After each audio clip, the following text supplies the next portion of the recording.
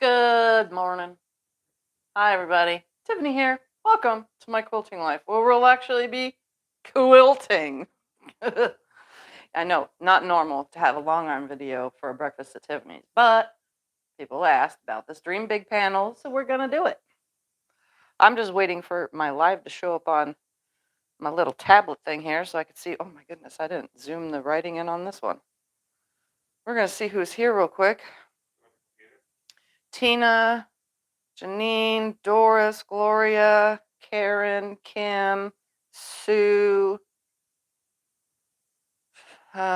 Sharon, Cindy, Mary, and many, many more. Notice we got ourselves a cheap tablet. It was a used tablet that we got so that I can do this with it. Yeah, it was $20. Yeah, it was $20 really for a tablet. So I have a tablet instead of always killing my phone while on live stream watching this. Now we have a little tablet to use. All right, I'm going to set that aside right there. So if you notice, I have not loaded it yet. I get asked a lot, how do I load the long arm? So I figured we'd show that in. Plus, I'm going to put 2 layers of batting, a layer of cotton and a layer of poly, because this is a Dream Big panel and I want my quilting to puff out. So I'm going to show you how I load 2 layers of batting as well and keep everything all straight and so on and so forth.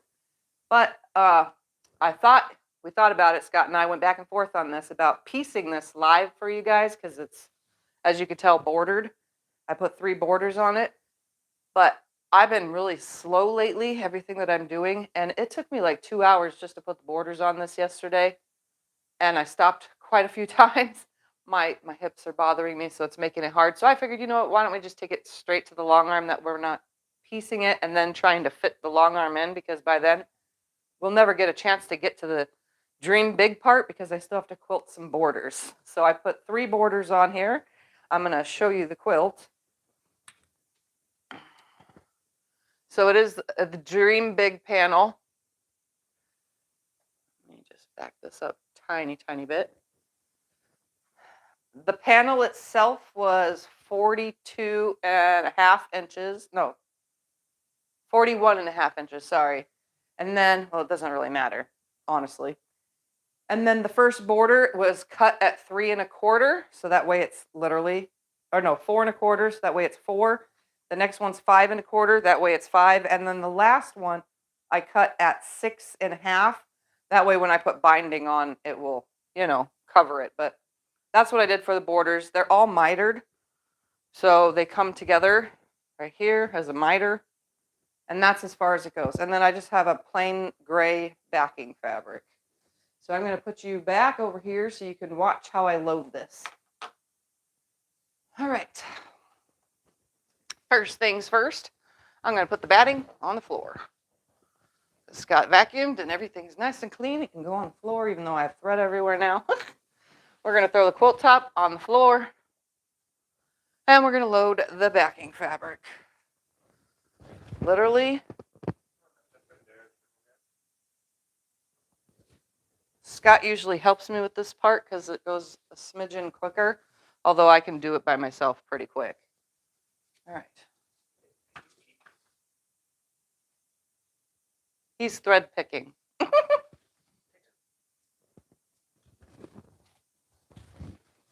So I always create, stop, you're going, it's too far. I always create a burrito for this. To me, I find it a lot easier to do the burrito method. So bringing my backing bar cloth leader all the way around to the top. Place my backing fabric on at the line, and I literally use red snappers. These are so easy. Ready to see how fast this loads? I snap it on, and I snap it on the whole way. No more poking myself. I haven't in years. No need for pins. Just a second long one. Thank you.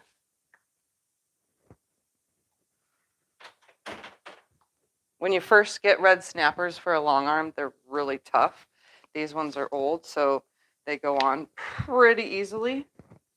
I just use the palm of my hand. unless the thing wants to slide, then obviously. It goes pretty easily. And then Scott rolls while I smooth it out. Again, it makes it easy for me. I like my quilts to be smooth. I don't like any wrinkles or anything in the backing fabric because I have quilted pleats when I was trying to go too quick and just loading things. So I definitely, yep, I iron it on here sometimes if it's, you know, especially 108s because it's hard to iron those. So I do it a lot. I always, stop right here. As you can see, there is a seam that runs this way. I always run my seams horizontal, not vertical, because vertical will create a lump right here and an extra lump right here when all those layers come together. So I do my best to have horizontal seams on my backing fabrics if it has to have a seam, unless it's, you know, super piece and it has lots of pieces. Sorry, there's a thread that was stuck. I don't like little loose threads behind the in the backing fabric. I always push it down around the seam so that way it doesn't hit this. I have the seam pressed open. There we go.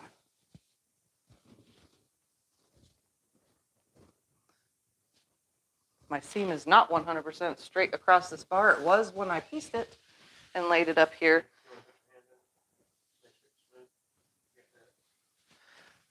Yep, it's smooth. I try to make sure, here's a tip for you. Loading on the long arm, as I'm rolling, the seam, because it's open, runs right here. I try to keep it flat as it goes in because if it gets pushed up, by the time you're, you know, been laying, it's going to have folded and made a crease in it. To keep it flat, I smooth it as it rolls like this so that that seam stays open and doesn't crinkle fold, because then when you go to quilt it, you'll have a crinkle fold on the back side. So there's a tip for you in case you needed any tips. All right, I do the same with the back with a burrito method. Yeah, we loaded this crooked. That's okay. Sometimes it's crooked. Do we need to undo it? Nope, I'm just going to leave it. It's not very big. No, it'll be fine. I'll live.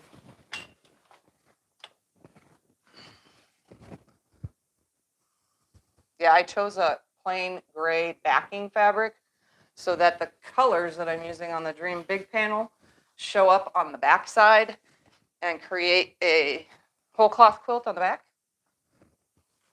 Wait, your way is good. Your way just a smidgen. Stop.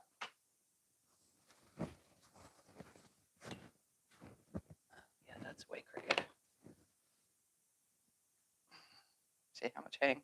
Yeah, we can reload it if you want. Nope, we're just going to leave it. I'm not in the mood. Okay.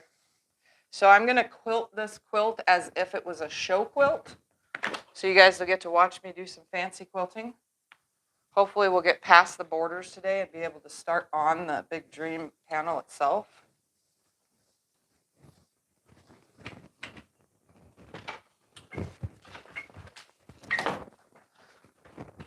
I don't like wrinkles in anything, so I 100% do my best to make sure that there's no wrinkles along the way. It may seem like an extra bit of work. Right there. Right there. Right there. Oh, there's a wrinkle. Right there. Oh, it's still there. Whatever.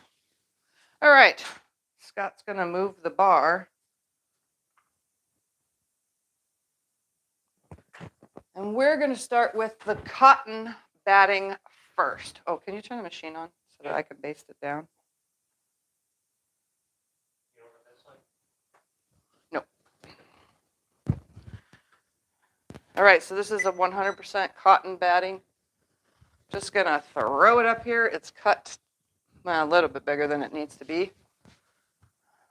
When a long armer does your long arming, you need your backing and batting to be 4 inches bigger on all 4 sides. So pretty much 8 inches bigger than your quilt top. and your quilt top. Needs to be 8 inches bigger, so 4 inches on all 4 sides. That is for loading purposes. All right, I'm going to smooth this on here, and I'm going to run a basting stitch across it to hold it down so that when I put the poly on here, it doesn't start pulling anything. Not yet. Nope. All right, so I'm just going to put this in basting mode. I am not computerized, but I do have a screen to change my stitch length and so on and so forth. So I'm just going to run a baste across here.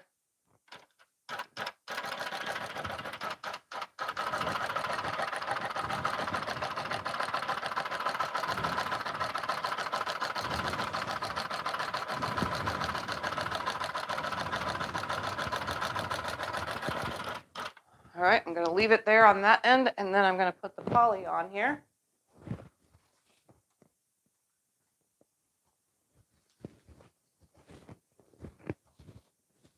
I'm going to line it up to that line. Oh, this is way oversized here. Put the excess on that side. The machine over here, so I can't go all the way up. That's fine. Thank you. Nope. Yeah, this is pretty long. Oh, we may have put it on there. Oh, no, we didn't. We put it on there the right way. Okay. All right, so now I'm going to baste that same exact line with this one so that nothing moves while I load the quilt top. Double batting, you should always baste.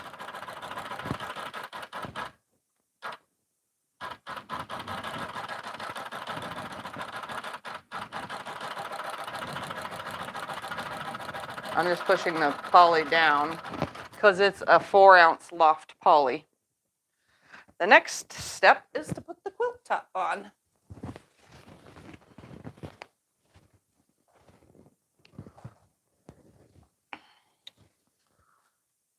Come down about right there because I'm going to use rulers. How many inches on that side? The backing fabric. 4. Okay. Maybe 5. All right, perfect. Now, because I've used 2 layers, when I go to baste this, a lot of people say you should baste from the center out on each side. I don't do that. I just go across the top. When I load the quilt on with the double batting, because it's going to shift, that's what happens. It always shifts. I just load it more towards my left side. That way, as I baste across, it will pull and stretch and do all that, folding towards the left, and then it should be equal on both sides by the time I get to the other side. So now I'm going to go ahead and place my needle down, and then I'm going to put my channel lock, which is the plastic kind because I don't have magnetic channel locks. I'm going to put it on the wheel to stop it from going up and down so that I can keep my quilt top as straight as possible. All the way across. So I'm literally making myself have like a 1/4 inch from the edge of the quilt to my basting stitch.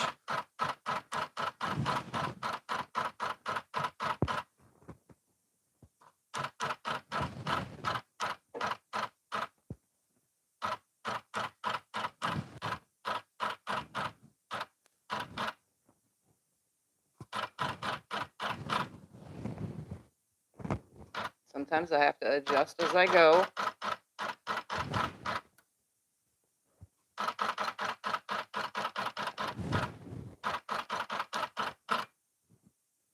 So you can tell I'm adjusting it because it's shifting, which is fine because I put it on that side mostly. And now it should be equal on both sides. So I'll put my needle down, adjust the whole top now, smooth it out. I like a nicely smoothed out quilt top as I roll, as I go, as I do everything. I'm going to go straight down one side. Got to remove my channel lock. And then I just pull it straight forward.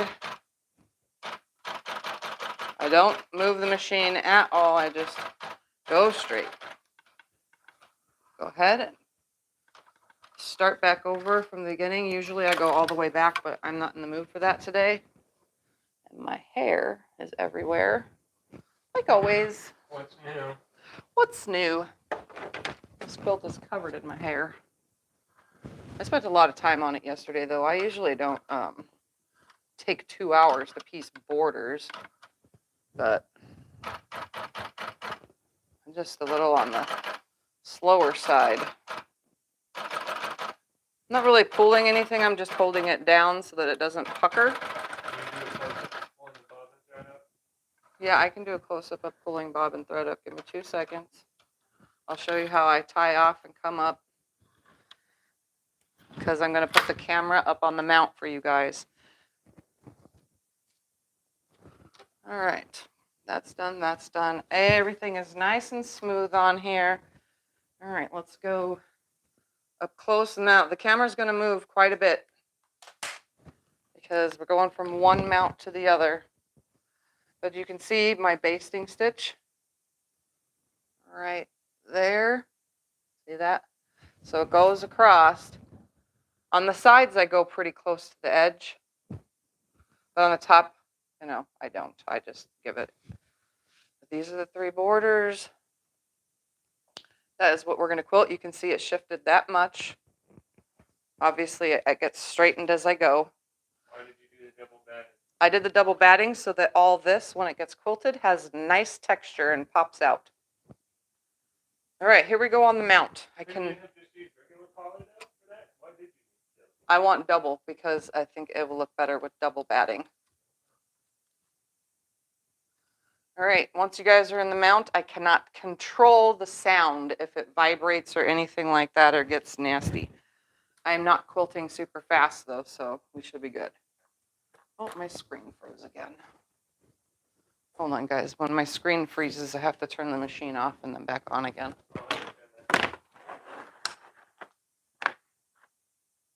It happens more and more lately. This is my 3rd screen too. But this one's lasted about 3 years since my last one.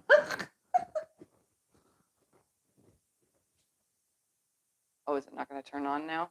Because now it's stuck in basting mode. Turn it off again. Yep, I'm getting that.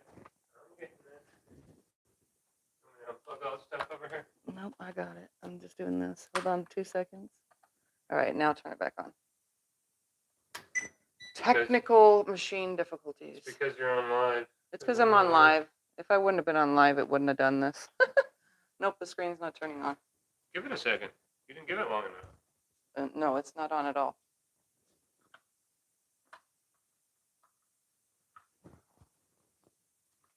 Okay. Wanna unplug it? No, not that.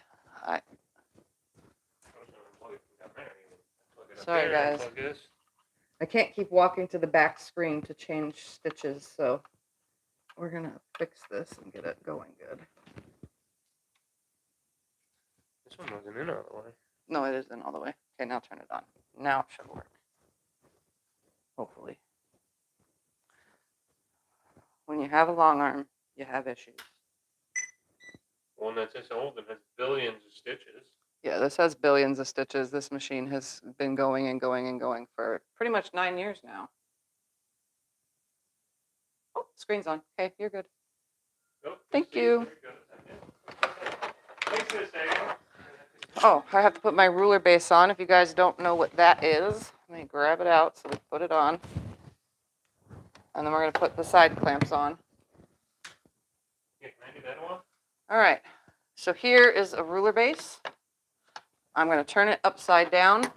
Mine is loose after all these years. So I have these 2 pieces of fabric that I hold right here and then slide it on so that it stays nice and tight on here and doesn't come loose as I'm quilting. So now it's like, it's super on there. It's just little pieces of fabric, but that's a ruler base. So that way when you're quilting, your ruler has something to hold on to. All right, we're going to slide this over. Double batting makes it quite thick. We're going to go ahead now and put the side clamps on, and then I'm going to put some wood. Scott got these on. I'm going to go over to this side so that you can see it. Side clamps are on. See, there's a side clamp. And then I have this piece of wood because I'm using a ruler and I'm literally sliding it under the bungees on the bar to keep them lifted out of the way. See, now they're out of the way of my ruler base. It makes it so much easier. The wood does stick out pretty far, but you know. So I'm going to repeat that on this side. So we're going to come over here. You can see I always hit this. It gets in the way. So I'm going to take my wood, go under right here, and then on top of the bar right there. So it keeps it up and out of the way. Pretty nifty, huh? The things that we do. I learned that trick a few years ago and then started adapting it because I do so much custom work. All right, first things first, I'm going to stitch in a ditch or next to the ditch because I have so many borders on here. Right now I'm using the color Cloud, which is going to be in here. I'm going to turn the lights off so that you can see it better, I think. Where's the lights? Here. Can you see that thread now? Look at that. And I can work in about this much light. So that's good. Change my stitch length to 10 stitches per inch. And now I'm going to stitch next to the ditch. So that's how I pulled my bobbin thread up. If you missed it, we're going to snip it so that you can see again because I probably went too fast. Hold the tail, put the needle down into the fabric, let it come up, and then push the machine out of the way. Do you see that it's pulling this thread right here? It's pulling the thread out. So there's that thread. Now it's pullable. And then I just put the needle back in, and I hold the thread a little taut and put the needle up and down 3 or 4 times, and I'm literally, if you can tell, slightly moving the machine so that it tacks that stitch in there. And now I should be able to take my ruler and go all the way around this without hitting my side clamps, because you can see they're kind of close. And that's again where we like 4 inches bigger on all 4 sides. So you can see I'm next to the ditch on the blue side. Let me see if I can't make this lighting even better. There we go. There's the stitch right there.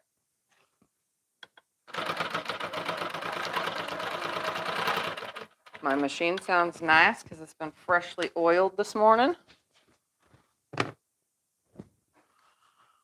I leave my tail, by the way, my thread tail where I started there until I come back to it, in case anyone was curious. All right, so now I'm just going to stay on this ditch, but on the blue side of it, all the way to the other side. The quilt is 72 by 72, around there. It's like 71 3/4 or something. I don't remember.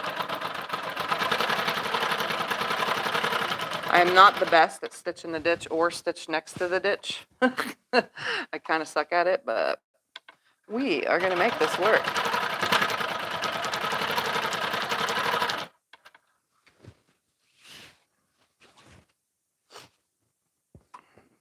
If I go a little bit faster, I can get to the panel sooner.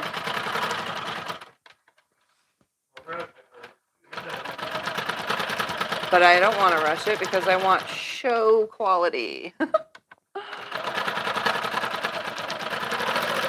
I am using the same color thread on top as I am in the bottom, so that way this blue section will all have blue thread, the next section will have a pink thread, the next will have a purple, and then it will change colors throughout the big Dream Big panel. On the back side, which is gray, so you'll see all the cutesy colors, and it'll look like this really cool whole cloth quilt. You see how much puff, I don't know if you guys can see it, the puff effect from the 2 layers.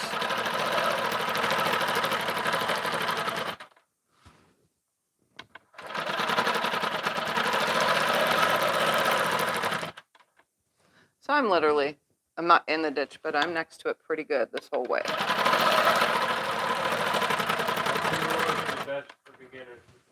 What rulers are the best for beginners? This one, if you're coming to a long arm, the Peace and Quilt Natalia Bonner 4-in-1 ruler. This one has 4 different edges. This is great for beginners. I like using this one as my straight edge because this is bigger, this section right here. I like it as my straight edge so that I can hold the ruler better and my fingers aren't touching the needle. It's the only reason why I prefer this one over the skinny straight edge rulers. But now Natalia Bonner has lots of other rulers to choose from, like for straight and curves and so on. She has the trailer ruler and like a bunch of other ones. I like these at the long arm. If you are a beginner though on your long arm, make sure you're using long arm rulers and not your cutting rulers, your quilt, your quilt making rulers, because these are 1/4 inch thick so that they sit against the ruler foot. Do not make the mistake of using another one. You can mark your quilts all you want with the other rulers, but do not use them for the quilting. All right, I'm going to come to this end. This is as far down as I can go, so I'm going to go make a couple stitches, lift the needle, move the machine away. You see that thread right there? Move the machine away, come back to that hole, pop the needle back down, lift it back up, and it'll pull up the bobbin thread, and then I just snip it. And it's tied off. Back to the other side. All right, I have decided for my borders. Let me grab the paper so I can show you. I kind of drew it out so that way I could show you guys what I'm doing here. If you look online, a lot of people quilt their Big Dream panels differently. Is it better on this side? Okay. So I'm going to do this ruler right here on the inside of it to get this circle. And I'm going to do a circle thing that waves like it would if it was a, what's the word for it? Like the center of a spine of a feather. I'm going to do the circle thing. Then I'm going to go around it, touching each circle on the edge. And then I'm going to go 1/4 inch from that on top and bottom of it. And then I'm going to put straight lines, pretty much a double dash. That's what I'm going to do. Then the second border, which is the pink one, which hopefully we can get to that today, I'm just going to do a wavy feather. Third border, the purple one, which is this one down here, I am undecided on. Because, I don't make up my mind right away, but I've decided on this circly thing for the blue border. Because it's a polka dot border, why not? All right, so I'm just going to move my little thing out of the way. Like a picture frame. Yep. And I'm going to go ahead. It does not matter where I start. They're going to end. To get this ruler under, I lift the foot and slide it under. Find where I want to start. I'm going to drop my needle down. It really doesn't matter because it's going to be curved the whole way. Just going to start right about here. I'm going to tie it off. So it's a bunch of, I'm just going back and forth, tiny little stitches. And because I have double layer batting, I'm going to lift this up out of the way, very carefully snip that. Is there a video for you adding the borders? There is no video for me adding the borders because it took me too long yesterday to do it. But it's really easy, super easy borders. I'll do a video though, again, on the easiest mitered corners you'll ever do, which are these. All right, so I'm just going to hold this. This is just a 2.5 inch circle, the outside, the inside, I don't even know how big it is, but I'm just going to go around the circle and then go around it until I get where I want to start the next circle. Move the ruler to the next circle. I want my circles to be exact, that's why I am using a ruler.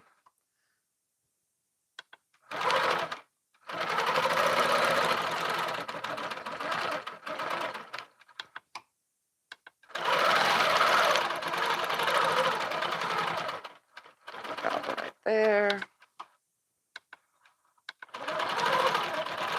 I have to be careful with it because of my finger is technically in the way. Let's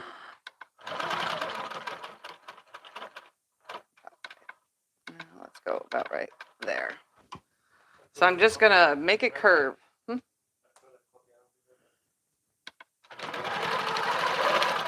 No matter what I do, my finger is always in the way of the way this bar comes out. No, I have water. This is going to take me a while. It's just because the way my foot comes off my machine. My finger is always in the way of it. I've been trying for years to figure out how to hold the rulers without it being in the way, but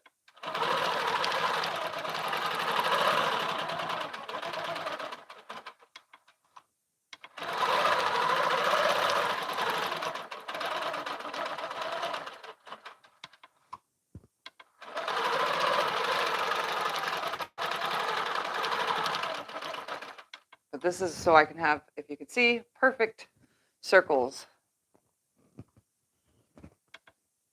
Gotta keep my finger out of the way. It's so hard to hold this. My hands are going to be hurting 10 times more after I complete this.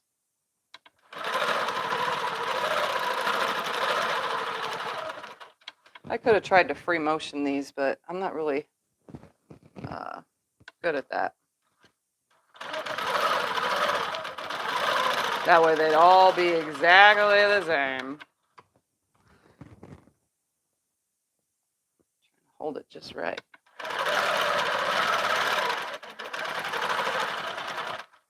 Come back right there.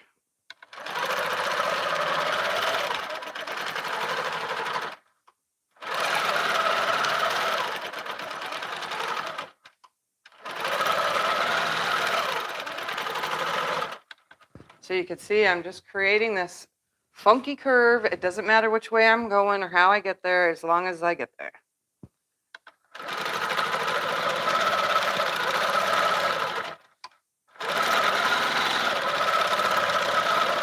And that 2 layers of batting, ooh, the puff is just beautiful.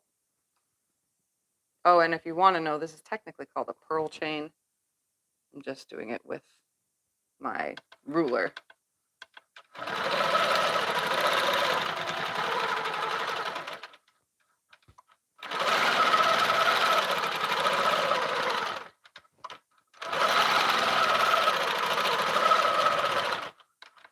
Came to a pile of my hair, just totally everywhere.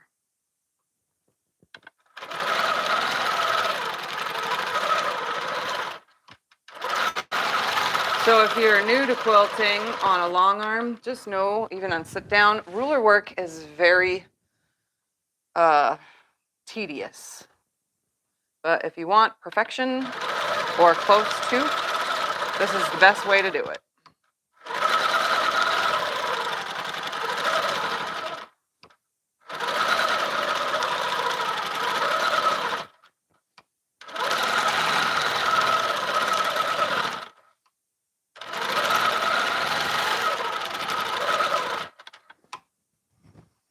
My fingers are already starting to kill me. Let's see if I can use these 2.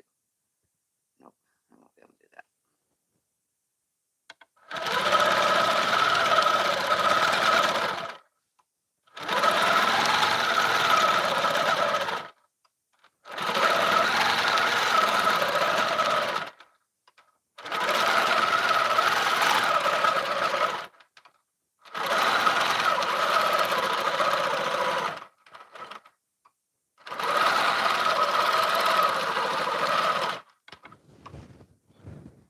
This is so much fun, though.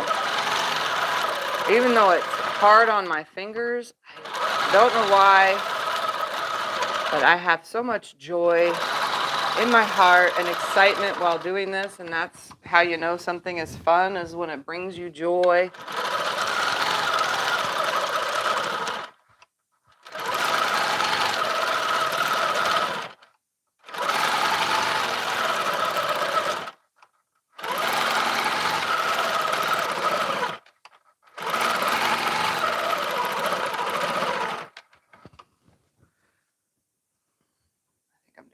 On this, though. Oops. Oops. See this one? It went beyond. Oh, let me turn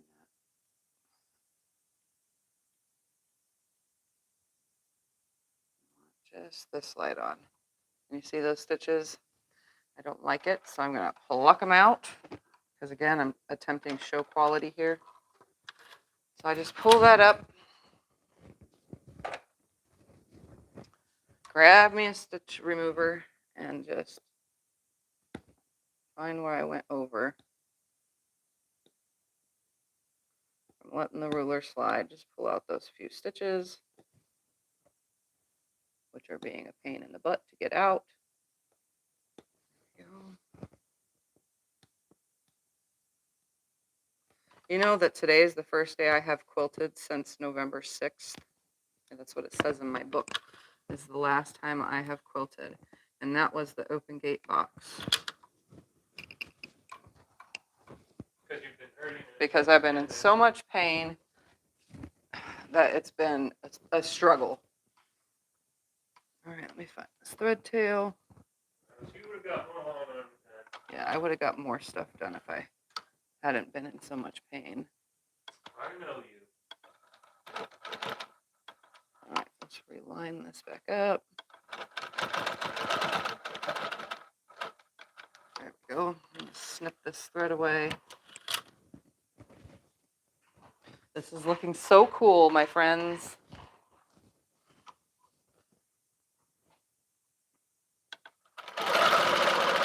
Hold the ruler steady. That is really awesome. Look how puffy it is already. Scott just came over and looked. He says it's so awesome. It's so puffy.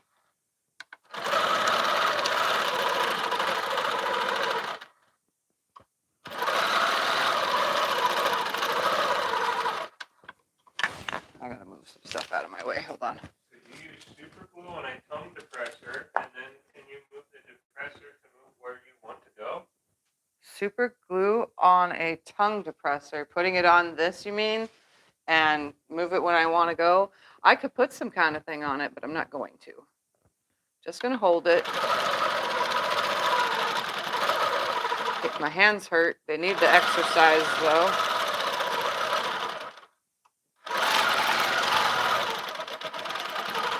That's what you meant. I think that's what you get. Problem with gluing handles and stuff onto these little rulers is then you have to still be able to hold it still. You need the pressure to hold it still. A lot of long arm quilters in their videos say to use slight pressure to let the ruler do its work. But in my case, I can't use just slight pressure because this is a little tiny piece. The bigger rulers, yes, but this one, you need all the pressure.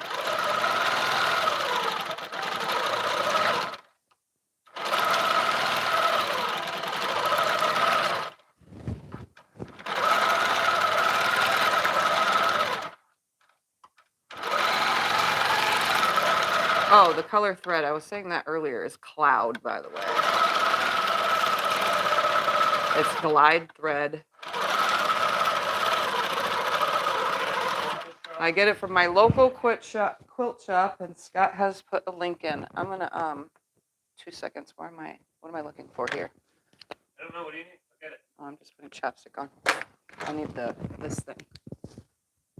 Oh, that's perfect. Okay. I had to check my tension real quick, guys. I got started quilting without looking.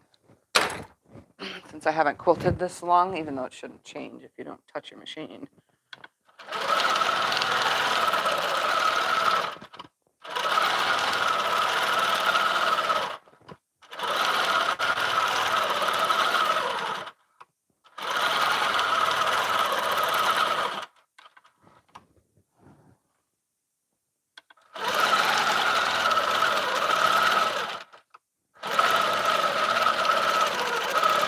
We're coming up on the other side though now.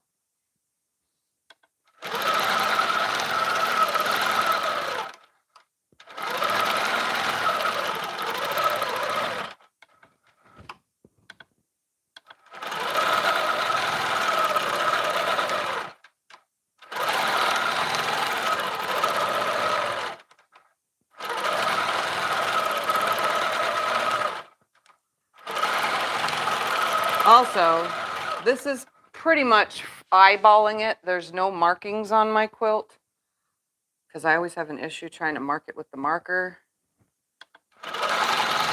So everything I'm doing is just by eyeball.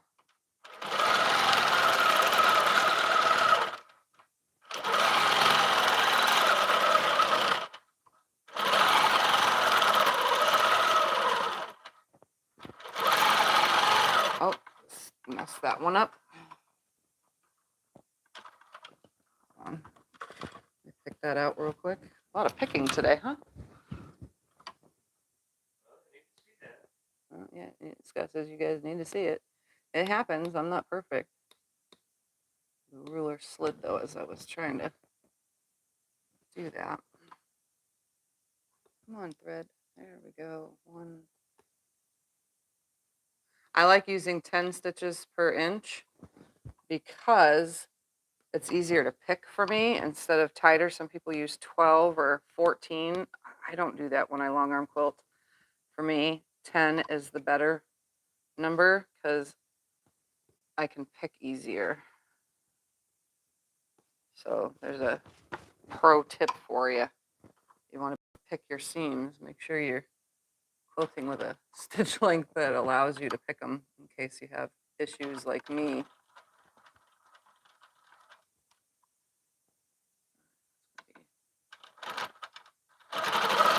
Right there. There we go. Get that thread out of there.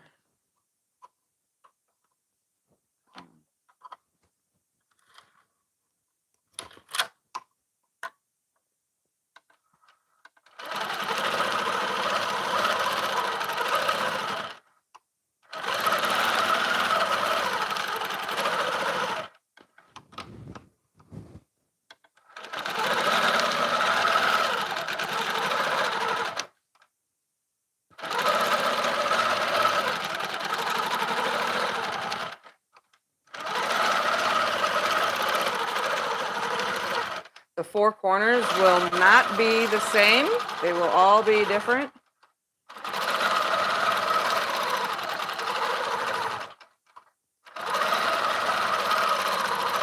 As I go around, because my circles are never going to land in the same spot as I'm going.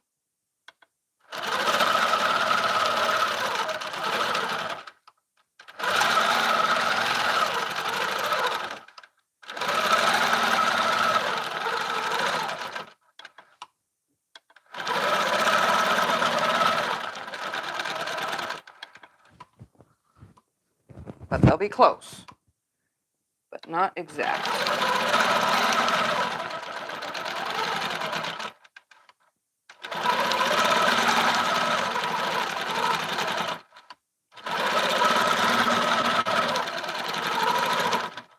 It's a good thing this isn't a huge quilt, because this would take me even longer.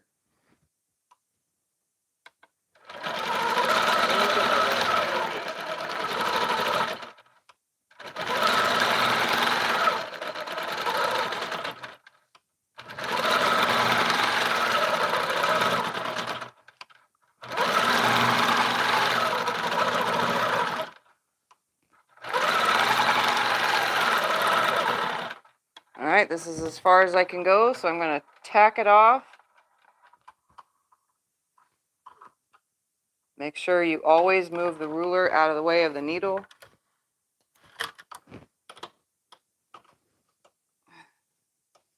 Hold on. The needle didn't go all the way up. What the heck is going on here? Will you do me a favor and turn the wheel? Yeah.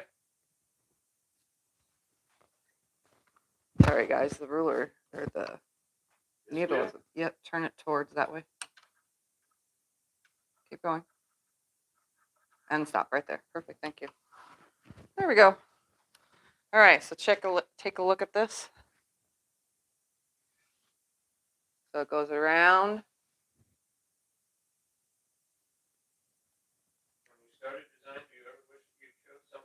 When I start a design, do I ever wish I chose something else? A lot of times, yeah. Happens. Yeah, I've even picked out the whole, 3 or 4 passes that I did. All right, so here's my cool chain. Again, it's not equal, but that's the point. It doesn't have to be perfect.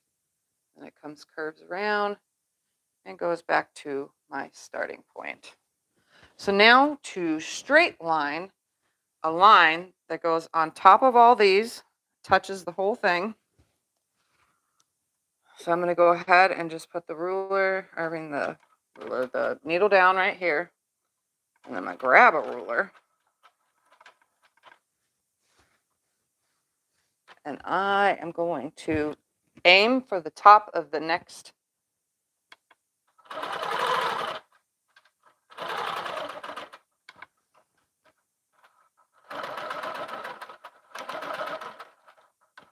probably should switch to the smaller ruler for this.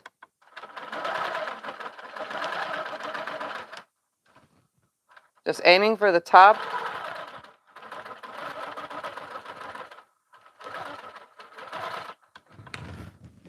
I promise it will look fine.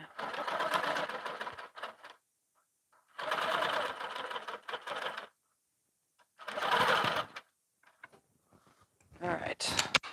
Once I'm this way, should be good.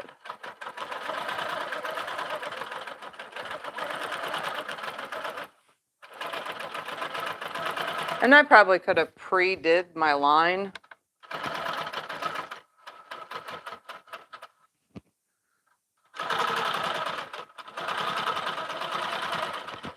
And then made my circles work within it. But I decided against that.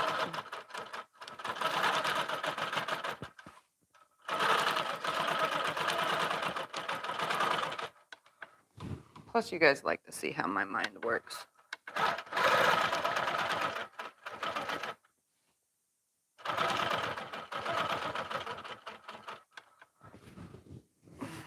Let's see if this one will work better.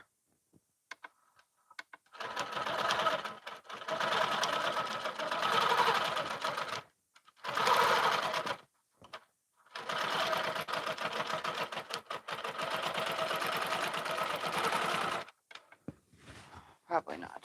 I don't know.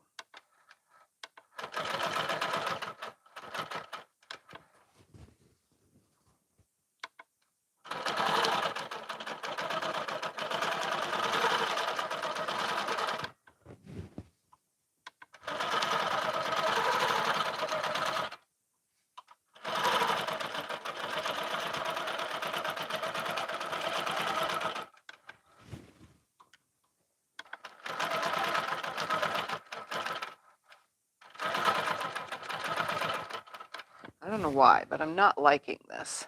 I want to pick it out. I probably should have just did my line straight off of it. You know? What's wrong with it? I don't like it.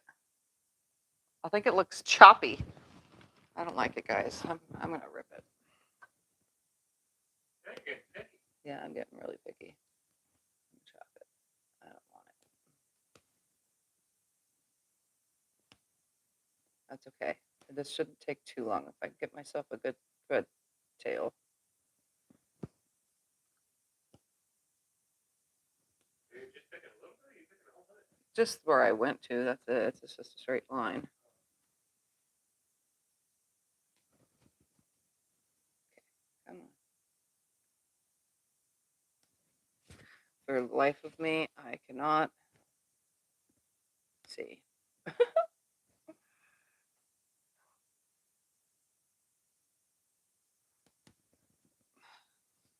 Come on. There we go. See, once I get a tail going, then the picking goes quick, especially for just lines. Sorry, guys, I didn't really like this at all. I'm not trying to pick my circles either, so I'm just being very cautious of where I pick. Trying to get that stitch only.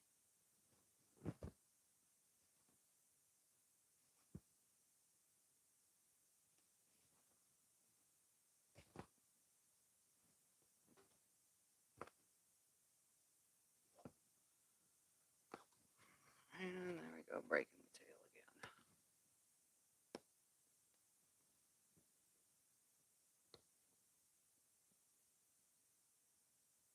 like my pearls, but I don't like this.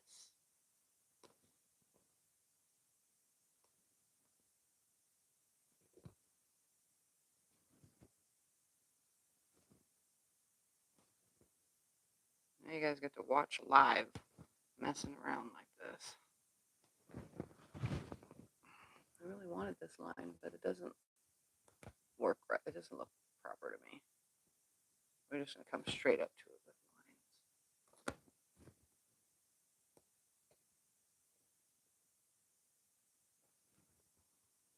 Like this is taking forever, but it's probably only been a minute.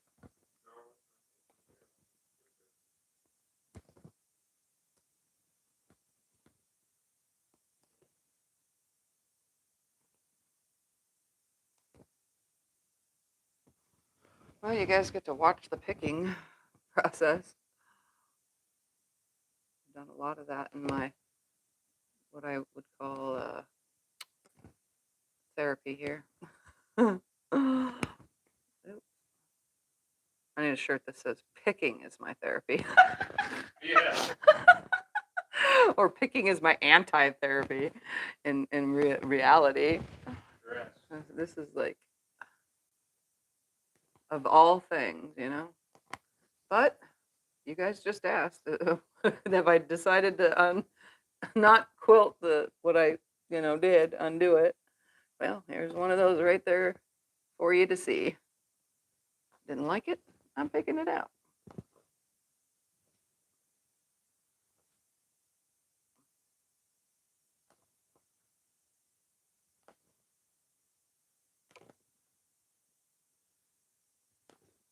If you do it just right, you can get a long tail.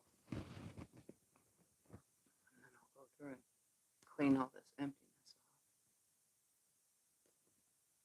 There's little holes now we have created.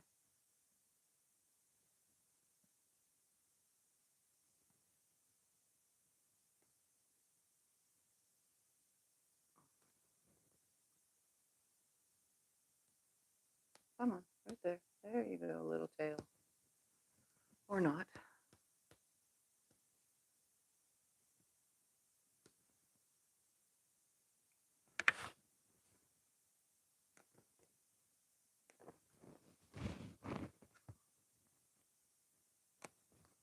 And again, because,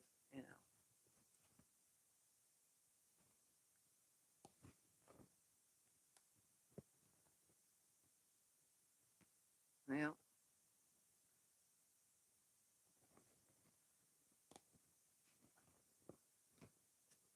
if it takes too long for me to do this section today, then I'll probably just film a second video of the panel itself if we don't get to it. Because I feel like I'm taking forever already. And I can just move on from this. I don't have to finish off this border. You can move on as long as you have some quilting in the area so that it doesn't bunch and fold when you start rolling it up. If I can get this one done, it can get entered into shows.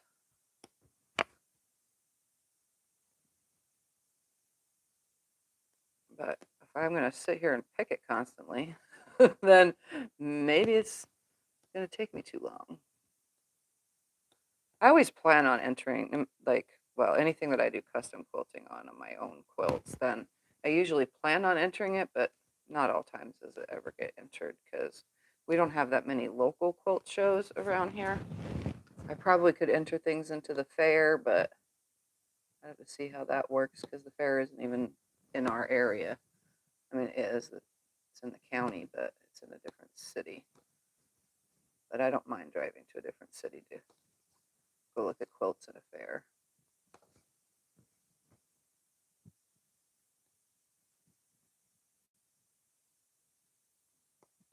We're getting close.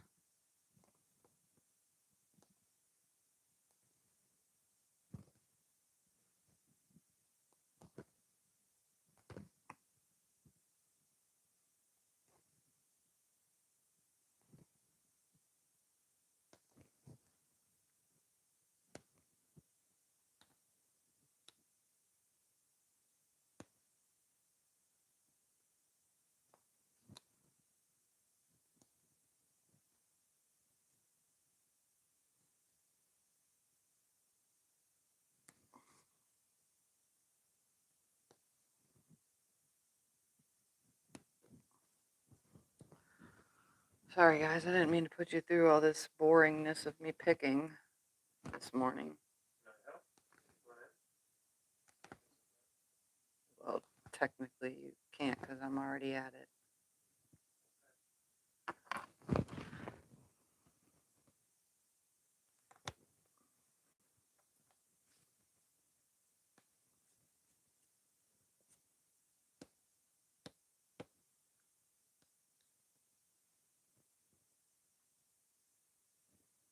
You know, I could just disconnect the threads that are in between each of these because that's not lifting. There we go. Which is kind of what I'm doing because I'm still going to be backtracking on these circles if I do it the other way, which is putting my stripes or sashes, dashing or whatever you want to call it, straight lines. There we go.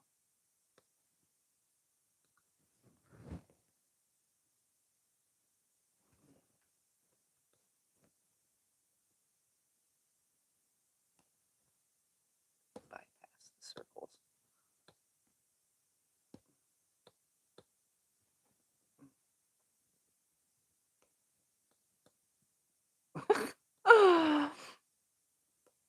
My brain is on fire now. Like, seriously. Why did I choose to do this? I'm going to come down to where I started. Start down here where you guys can't see.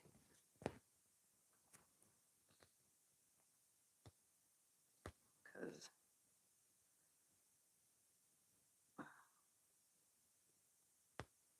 okay, that's not going to work. I have to go see.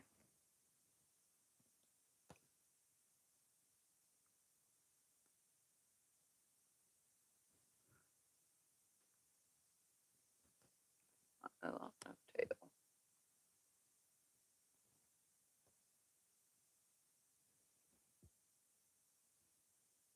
For some reason, I can't grasp a tail all of a sudden for snipping.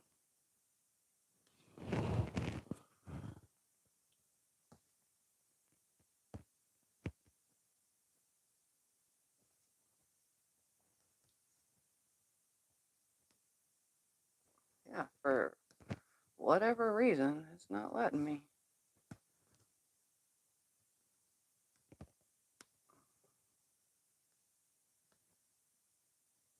Right there.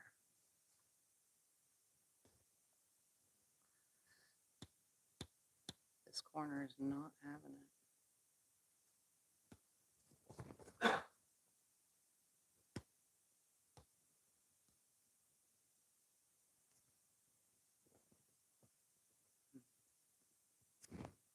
Yep, sometimes I spend hours doing this, you know, when I change my mind on things.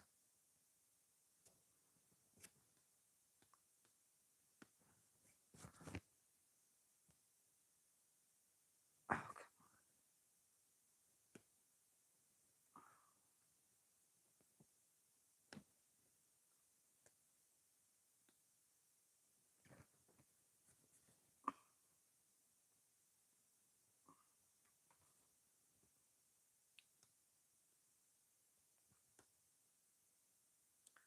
it's a good thing because this one had stitching went into my circle.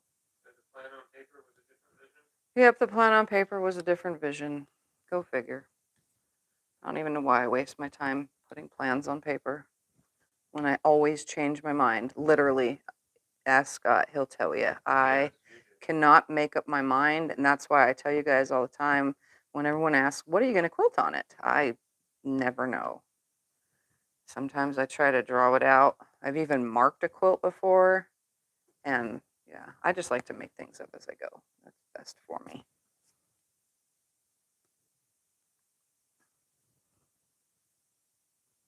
So this may have seemed like a good idea, but we're going to add extra work to it by just following around the circles instead.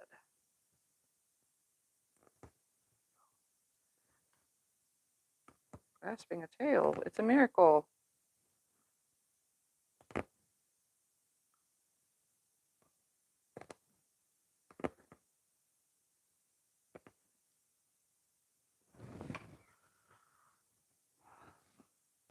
Almost to the edge. I'm not doing that again. Come out, you stupid stitch. There we go. Right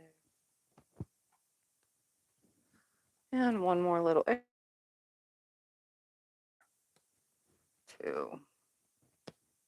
the straight lines. They're probably not going to be even because they never are. One side will always land differently. I'm going to use the eraser side now. Go across this whole entire thing, making sure it picked up all the threads and closes all my holes just to where I ended. And then I'll come across with my other thing that I have to pick up all the threads. Clean up my mess.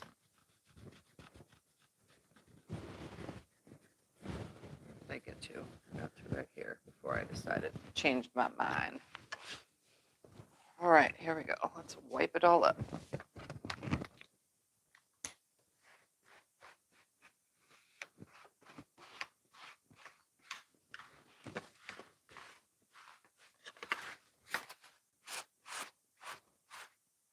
See all that? That's why I love using this thing. Yeah, I've seen it before. Yep. All right, let me take the thread off of this real quick so that it's clean for the next time I use it, because, you know, I'm going to eventually need to pick again, because that's just how it works in my world. I'm going to start right here on this bottom. I'm going to make my straight line. And we're going to just go up to it differently. Yeah, let's just use the big one. So I'm going to make it nice and straight. Everything looks square. The first line is going to come here. The next one will be 1/4 inch away. Track down. Let's see. 1, 2. I want the third line on my first line. There we go. Follow around the circle. Come down. So from the first line that I'm creating, and then 3 lines from it. So that way my things are 1 inch apart.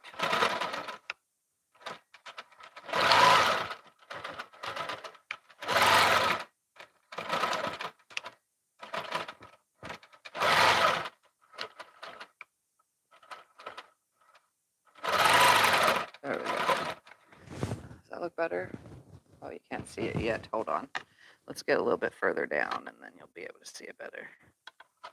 Third line.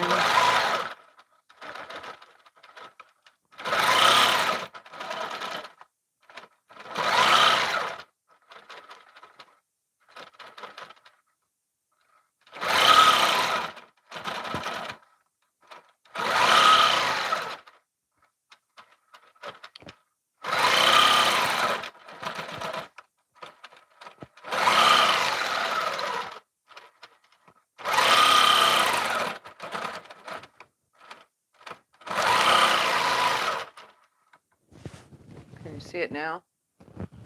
I can really good, but you probably can't.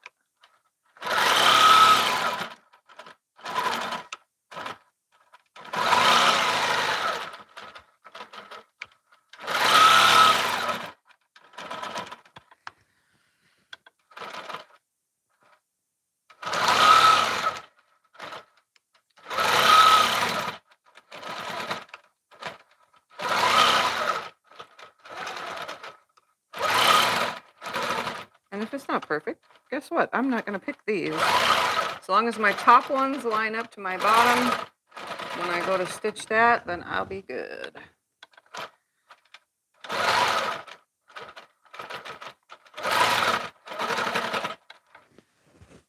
Oh, you can see it now. Sometimes I wonder on camera how much is seeable.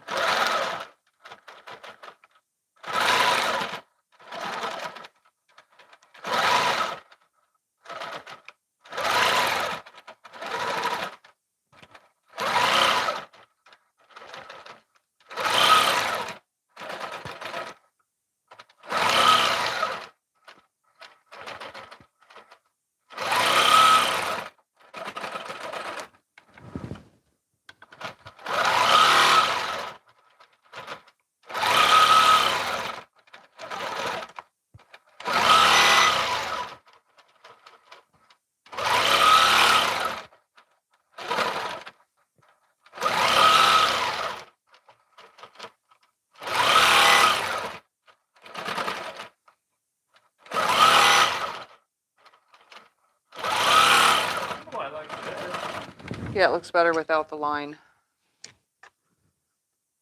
You're doing great. Keep it up. Keep up the good work.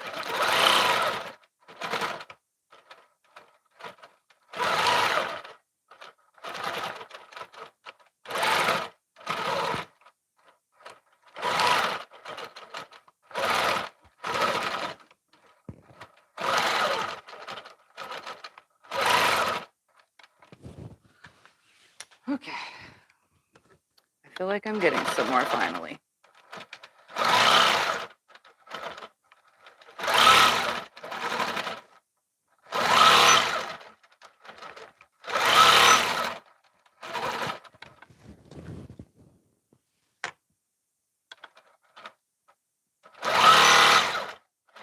And the beeping sound is just me going too fast, faster than my regulator.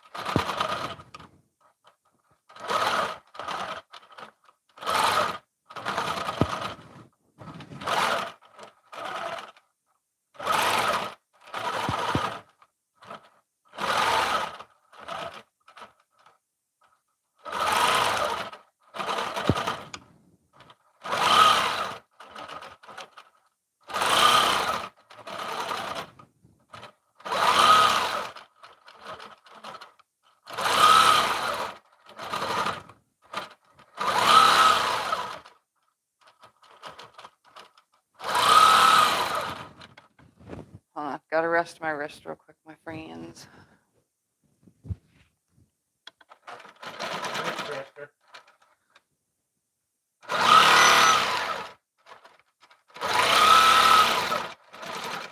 That looks cool. I like it.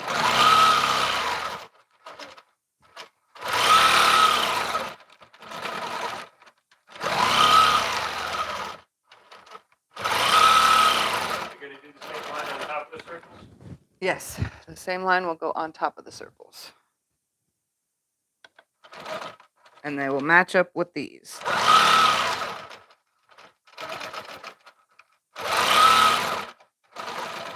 I like this better. I'm glad I picked out the dumb line.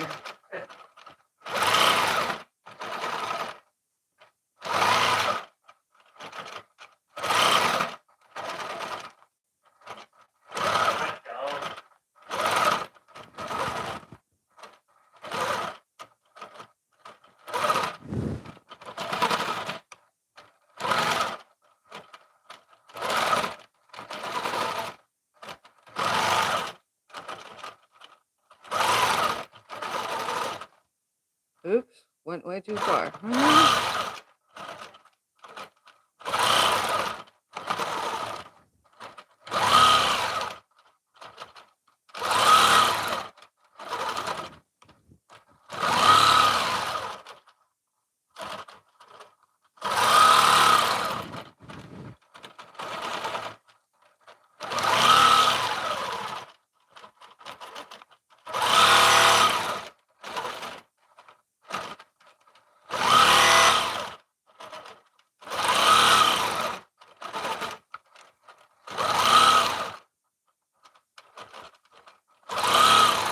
So when I get to this corner right here, I'm just going to do this however it lands. If it's a double line or single, it's going to end up being single probably, because that's the way it always works in my world.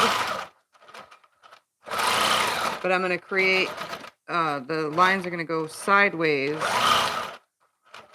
Yeah, it's going to have a single line right here. It never matches up, so I'm just going to make a single line. I'm going to follow around, line that back up. And gonna go straight to the top.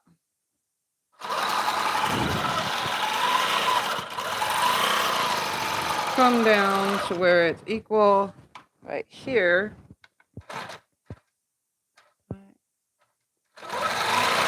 Here.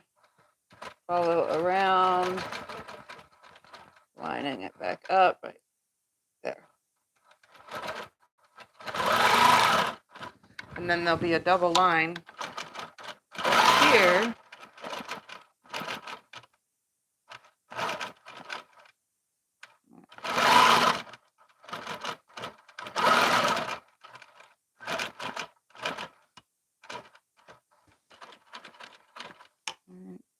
Where we at?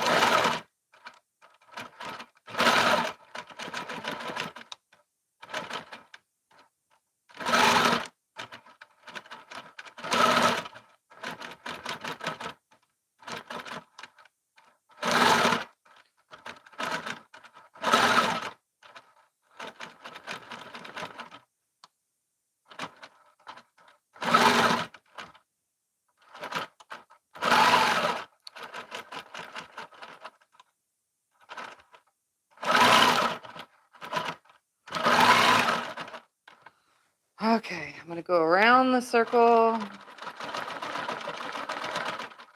and try to line up this other side now.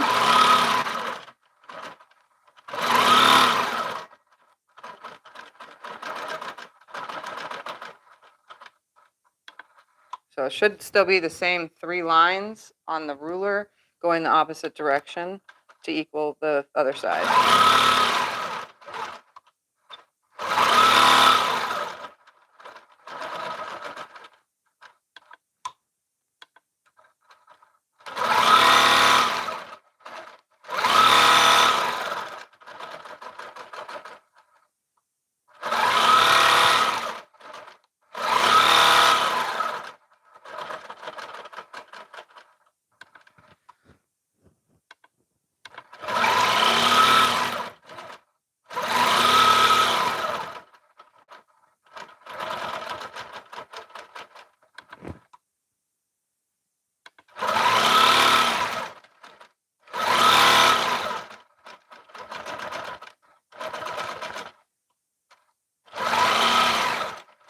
All right, so while I'm right here, since I've created it, I'm gonna create my middle section. Wait, hold on. How's it gonna land? Let's just pop this out real quick. And then we're gonna come over because that would be second line. So we're gonna pretend a 1/4 inch before it is the first line. And yes, I'm starting in the circle instead of I could have just put it to the top, but you know, I like to make things complicated. So we're gonna make a line. Second line right there. And then it's gonna have its right there. Come around it. And it's gonna come to this right here, to the seam. So we're gonna make sure it's right there to the seam. Go this way.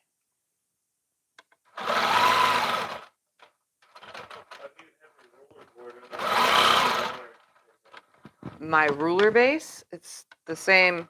Oops, it's the same as any other ruler base. Yeah, it connects to my machine. I showed it in the beginning. If you want to rewind to the beginning where we load it and put it on here.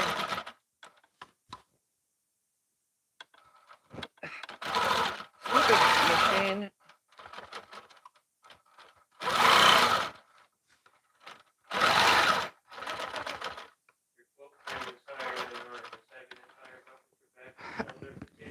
Okay, so let me take this off the hook for a second and show you guys. Since it's a question that I've been asked a few times now. My long arm sits pretty high. Can you see that? So can you come hold this? Yeah. When I am next to it, Scott's gonna put it right here. And look at me with it. Turn that light on while you're over there too, so they can see. So when I'm 5'2½", okay? I'm short. My long arm is really high and it's literally right under my boobs. So if my boobs were bigger, this would be, well, actually they're about the right size. It lands right on top. The reason for this, can you see when I'm standing here and working? I have good posture. If my machine was lower, if you were taller and it was lower, you'd be hunching down to see what you're doing. You don't want to hunch down. That's not a good idea. You want to be level.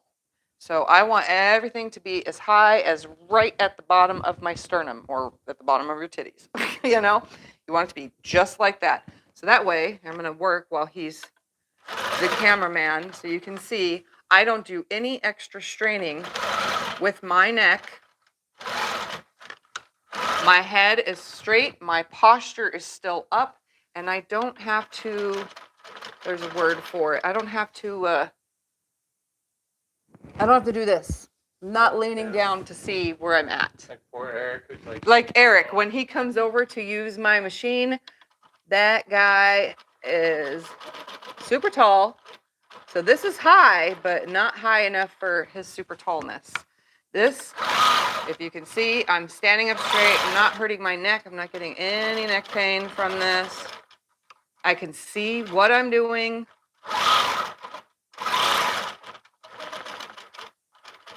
And even if you couldn't, just right there, come on. Even if you couldn't, I'm gonna come around. I gotta get this one. But I have better posture, less pain, and honestly, my hips and stuff can work out here on this a little bit easier, I think. Because my arm is within my shoulder. I don't elbow this because I keep my arm a certain way. I mean, I don't know how to explain it. Unless you've stood at a long arm, you know. All right, I'm going to stop that one right there and go back to the top. But I just wanted you to know that I personally 100% believe your long arm should be set up to where you're standing up straight. If you have to hunch over, you're going to be hurting.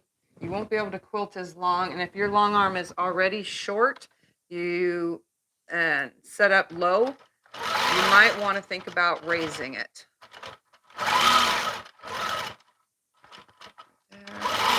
To the line. And I can see my markings on my ruler. I can see the quilt. Right there. That's just... What bag do you use the most? I use brain fart 100% cotton batting the most. But you use all. But I use all types of whatever's on sale is what we use. So sometimes Warm and Natural is on sale. Sometimes Premium Cotton brand is on sale. You know, it just depends on what's on sale. All right, I'm going to start back from the other side because it's best to work from left to right. Can you use that circle ruler to do on your free motion machine, long arm? Sit down free motion. Oh yeah, you can use any of these rulers. Sit down. This is all sit downable rulers. Yeah. All right, show the border. Can you see it? So now I just got to do the top section from this side over now. Doesn't that look awesome? Yeah, I'm glad I pulled that line out. I think it's better just following along with the curve of the circles. So now I just got to do the top section of it and then this side. I'm going to do the top first before I start right here. But I'll just finish that off. Let's see. Things you can do with rulers. Yep, I'm going to put it back in the stand for you guys. We'll do a little bit more. What time is it? Oh. 9:21. Oh, we have some time. All right, let's see if I can't get this. Where'd my ruler go? Way over there. see if we can't get this, so we can get at least the next border started. All right, so I'm going to line this up so that the top is aligned with the bottom. And it should stay pretty nice.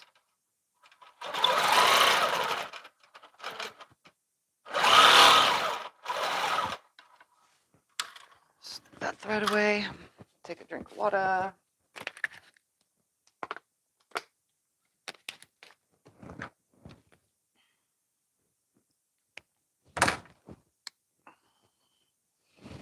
And just line everything up.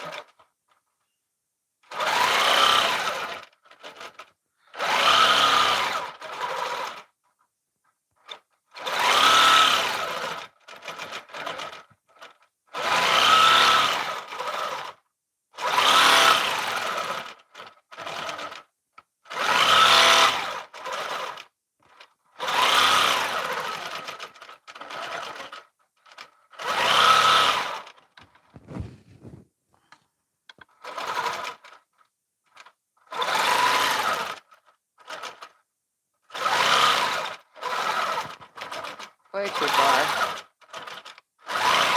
Oh, I'm talking to myself. I said way too far.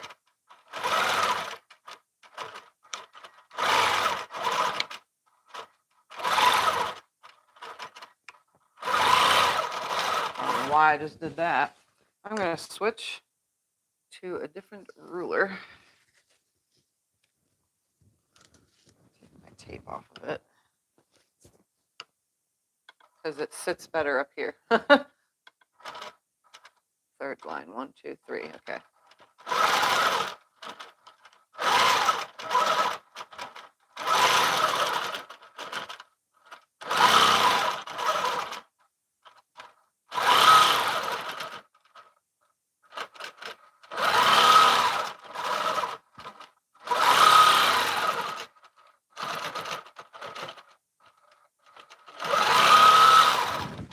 I feel like my line is starting to go crooked.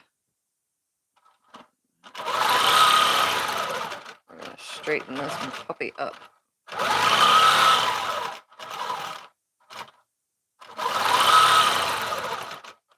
There we go, that's better.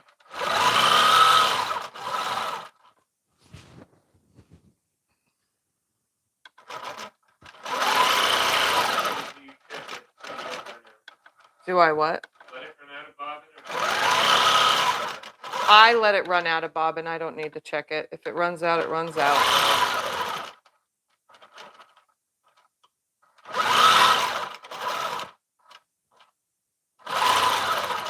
Oops, why did I do that? I don't know.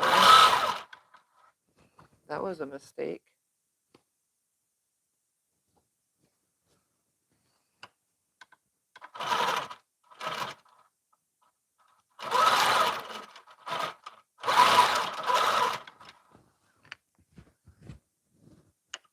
Sometimes I feel like stuff like this takes forever.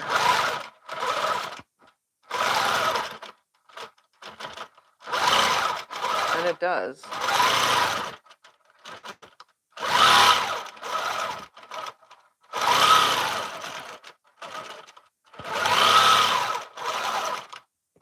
Oops, third line.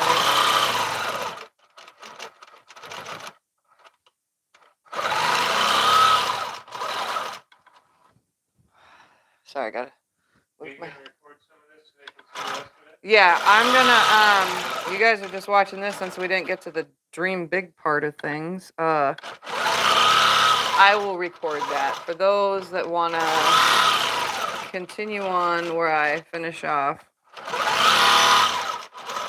I'll just record it, the whole thing, well, as much as I can get in one video.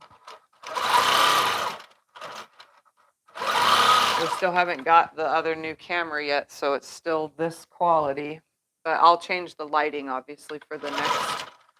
On live stream, I have to have some kind of lights, you know? And technically, that one doesn't need to be on so that you can see better.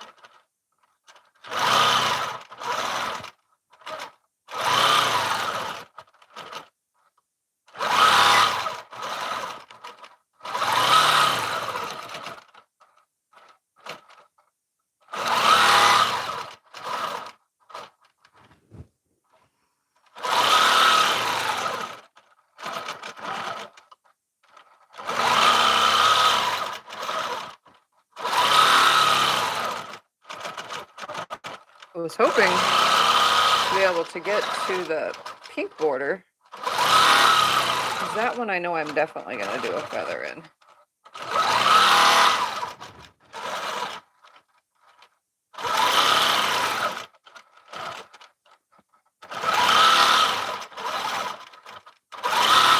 But a lot of work goes into custom quilting quilts. If you've never done it before or want to hire somebody to do it, a long armer to do it for you, just know that it does take a lot of work. So that the ones that are custom quilting, that 15 cents or whatever per square inch, you know, that takes a lot for them to do. So that's, I think, you know, well worth it. Some people charge even more. I'm just, you know, 15 cents, but just so you know, a lot of work goes into this if you've never, you know, seen how long arming works.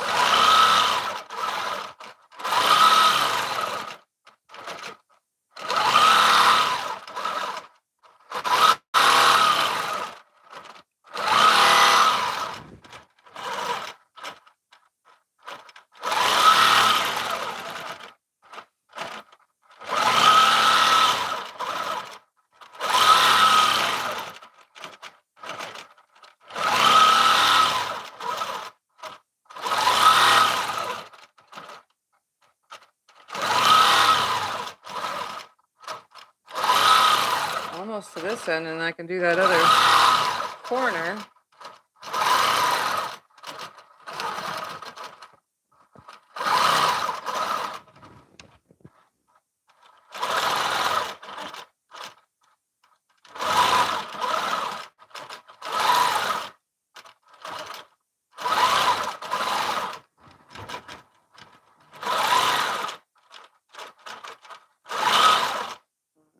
Off a little bit. All right, come back some right there. Almost. And one more time.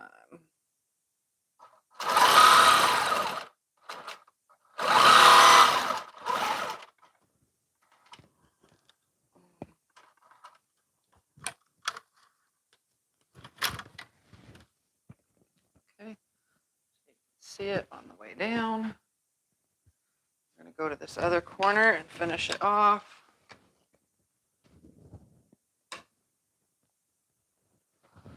So I'm going to do my line right here first so that we know which way we're going.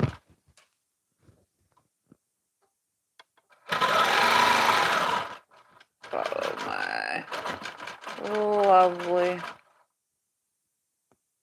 right there. Put my second line on that just so that I know that's going to be my starting point.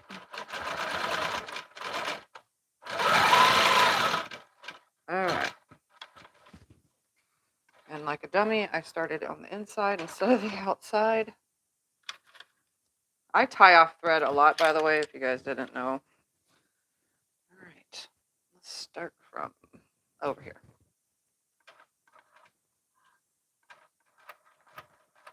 Oh, we're out of bobbin. See, I just let it run out, and it ran out just in time. So look at that. Now I just have to grab one out of my lovely cases. If you guys don't know and you have a long arm and you haven't got one yet, I do these cases right here and I mark. So this is all the blue colors, some of the blue colors. I mark them with a washi tape, what's in it and the color number. That way I can find it easier again. But all of my threads are in tons of these, and I pre-wind all my bobbins so that way I don't have to wind while I'm quilting, which is good because I don't want to have to walk behind the long arm, because that's where my bobbin winder is behind the long arm. That's where my thread is. You have videos of using these rulers on the sit down? I do not have rulers sit down. Well, I do a long time ago. They're really, really old videos because I don't sit down quilt anymore. I cannot, it hurts me, guys. I just can't, I can't do it. I can't do it. If you've been watching me long enough, you know that all my quilting is done on a long arm because I hurt too bad to sit But and you do have it. old videos of you using the ruler. But I do have old videos of using the rulers while sit down quilting. Quilted the Alaska quilt. Have I what? Have you ever custom quilted the Alaska quilt? Custom quilted the Alaska quilt? Yeah. No, I haven't even made a Alaska quilt. You don't know what the Alaska quilt is? Laundry basket quilt? Yeah, I've never done that. 1, 2, 3. I'm looking for the third line. Whew, I had a brain fart with that third line.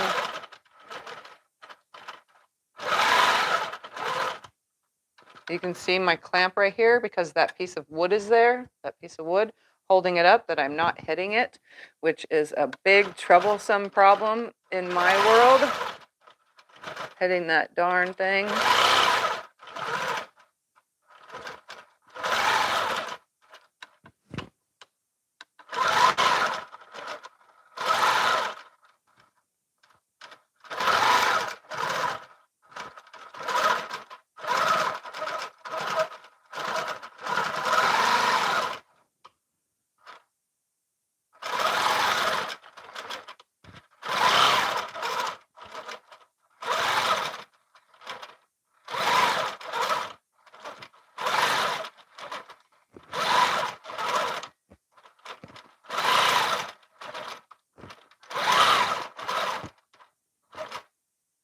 Well, that didn't work out as planned.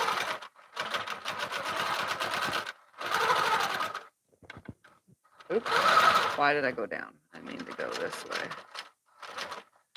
Hold on, I might have to fix that top one, but I'm not going to do it while on live stream. All right. Yeah, okay. That's where it's going to be. It's not equal with the other side.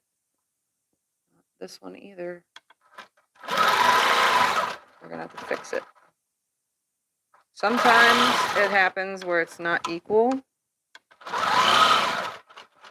So this line needs to come over a little just to level the thing out.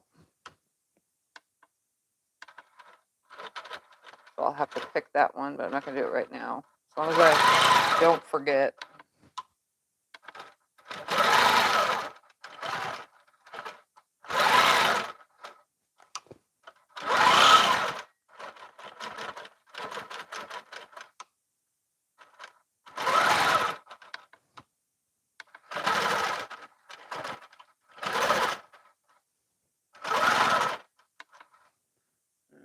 Let's follow this around.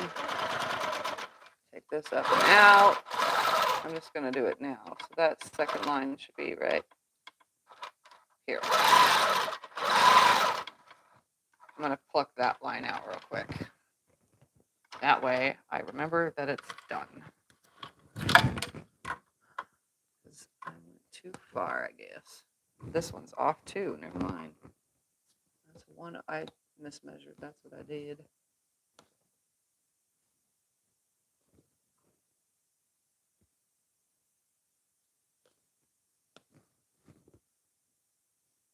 This one's off, but what did I do? I did something wrong. That's what I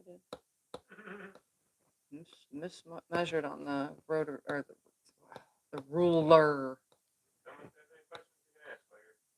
Yeah, if you guys have any questions, ask while I'm plucking.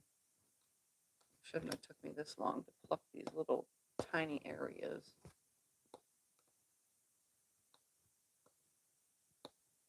Which other one is that? That one's not off. Why is that one off? Why is the stitching so tight in this corner? I had a hard time plucking those other stitches too, remember?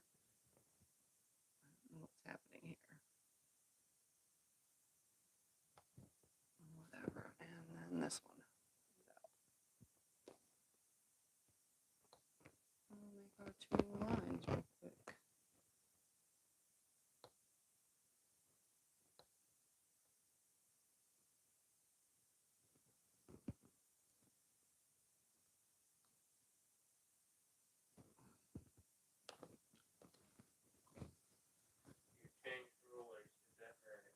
I changed rulers. Did that matter? No, not really. I just wasn't paying attention to the line I'm supposed to be on. And sometimes that happens with me. So my goal is to follow a specific line. See how they have the lines on them? So I'm 3 lines in, and I probably just went 2 lines in, and that's how I messed it up. Because, I'm trying to get things done on a live stream so that we can get to the next part, but apparently my brain doesn't want me to. So I'm gonna put a line right here to match it up with the bottom one. I'm gonna just come out of it and then put one right here to match it up with the bottom one. And there we go. Now they are equal. And then I need to at least continue the throat space, and then we can change thread color to pink real quick and do the feather. What brand of picker do I like? I'm not really picky. I'm not picky. I'm a picker. I mean, there's some really good ones out there. Out here at the long arm, you can see I use the eraser side of it a lot. And you can tell how our handprints get our quilts dirty by, that. You just wash them, they'll get clean. But I prefer something with the eraser end out here so that it gets rid of the marks. But in the sewing room, it really don't matter. I just use whatever. All right, here we go. Oops, let's switch to the bigger ruler for this and move my arm. See, so I'm 3rd line in, which on both rulers should be exactly the same.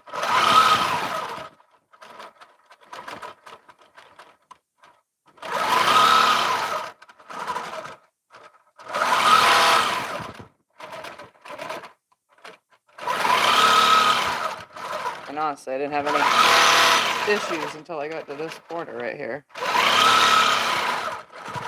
That was my brain. Just wasn't seeing it. Because each of these lines are spaced at 1 inch. That's what 3 lines away. So this line is 1 inch from this line. I might only be able to get the single part on this one because I haven't finished the other.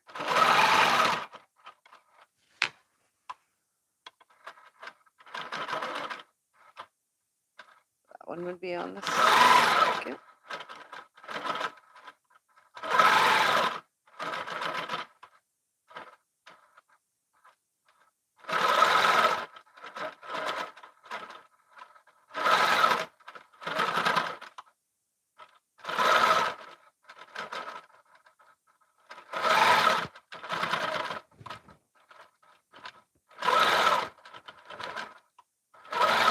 Because my ruler foot is 1/4 of an inch.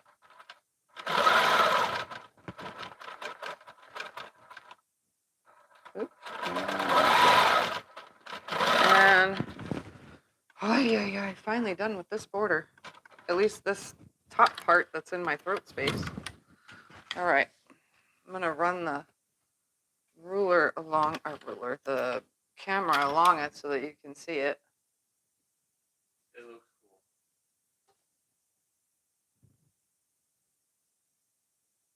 I'm just gonna let it go that way.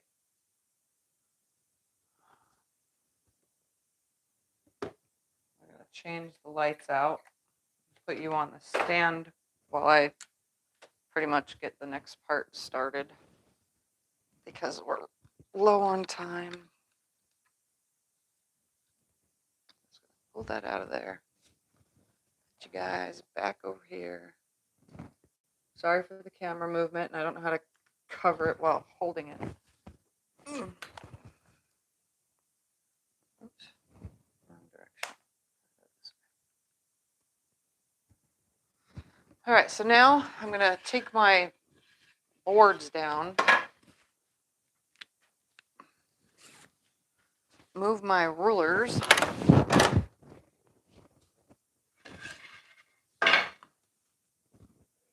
and I'm going to go ahead and...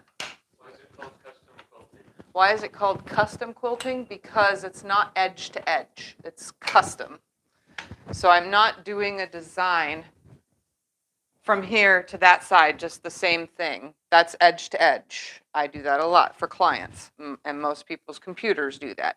Custom is when you put a specific stitching or design in one specific section. So this border is custom because it's one specific quilting or design in one section. The next border is going to be a specific design or quilting in the next section. It's custom because I'm choosing what goes where. It's not just from one side to the other, move the machine around, like blah, blah, blah, blah, blah, from one side to the other. I'm literally putting specific items. So that's why it's called custom quilting, because I'm customly putting what I want where I want it. How in the world? I have myself some nice long threads just hanging there for my wheels to get stuck on. All right, so I'm advanced enough to start the pink border. I always smooth everything out. I baste the sides. Find where I need to be. Keeping everything nice and straight.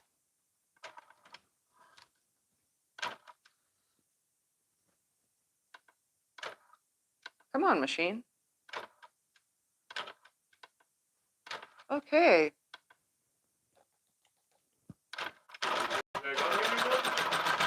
Nope, it just doesn't want to be happy with me today. All right, I always baste one side, then do the other. Then I put my clamps back on.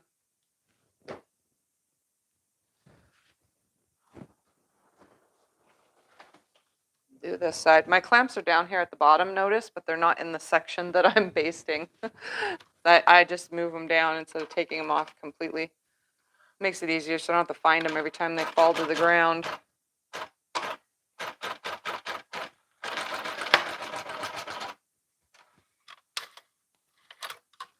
And then I just put them where I want them, right there. We're going to start on the pink, so I'm going to change my thread color out. Normally, I would finish up with the blue right here and over there on the other side in the section that I just did, but I'm not going to do that right now. I'll come back to it. I just want to switch out to pink thread. Can they see the top of the long arm to see how I change my thread out, or do you want to just bring the camera around? All right. So in case you guys have never seen it before, this is how I change my thread. Most people do it from the front of the machine. I do it from the back and then come around to the front because I clip it off. I put the new one on. I find it easier to be back here instead of trying to reach because I am short. I tie it off, throw it to the side. I'm going to grab a pink bobbin, because remember I'm changing my bobbin colors. I pull that out. I set the blue one aside because it's fresh. Grab a fresh pink one. Place it. I always have my thread come out to my right hand. That. Stick it in the bobbin, slide it in the thingamabobber so it lands in the hole. Snap it in, and then I come around to the front and pull it through. Because sometimes I come back here because I have to wind the bobbin, so I just do it from the back side. And then I just pull it through the front once it's tied. And now, just like that, I have pink thread. Pretty snazzy. Yep, look at this tablet. It doesn't last very long. Look, it's almost dying. That's what we get for buying used. Oh my gosh, yeah. It's barely even 2 hours of one video. All right, I am going to do a feather in border number dos. And I think I want it to, I'm just going to curve it. So I'm just going to do a curvy line from one side to the other. It doesn't matter. Just going to start it, back stitch right here, and make a curvy line.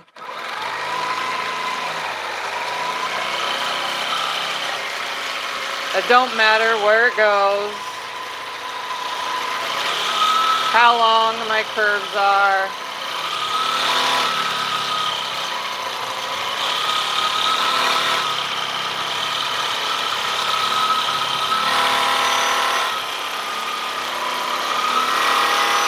And then I'm going to stop it right here, tie it off, and then start the feather from that side.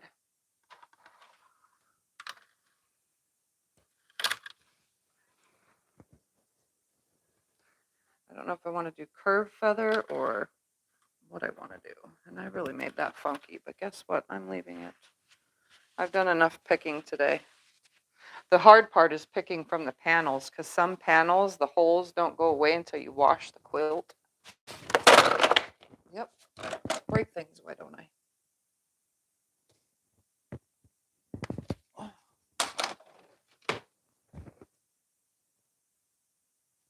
Okay, here we go. Can you even see what I'm doing from there? No.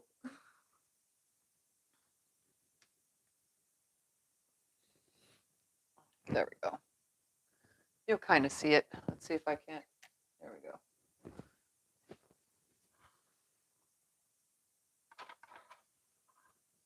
So I'm going to leave an open end feather on this side.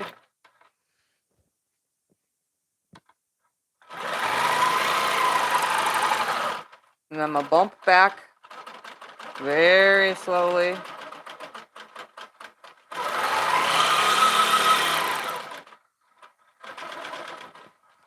Oh, let's do it both sides at the same time.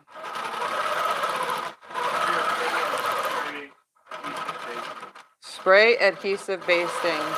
I would say spray it outside. It smells. Because it smells.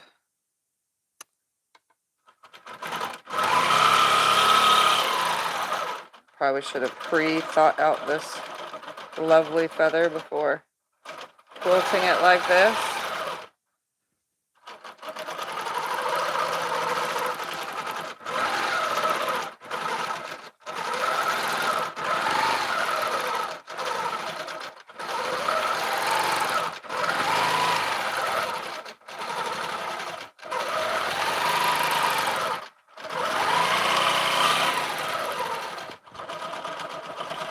Sometimes I use my hand to like keep things from bouncing, because when you do custom work like this, for me the quilt bounces because you know it's loose.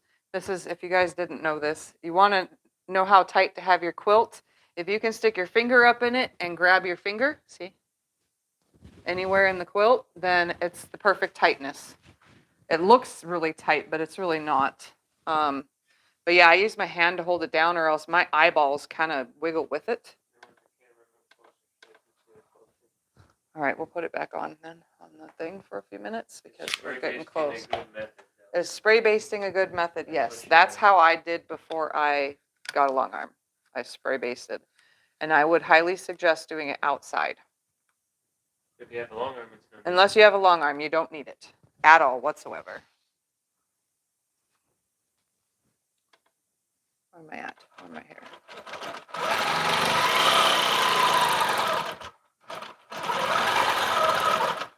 So I'm just doing plain old bump back feathers.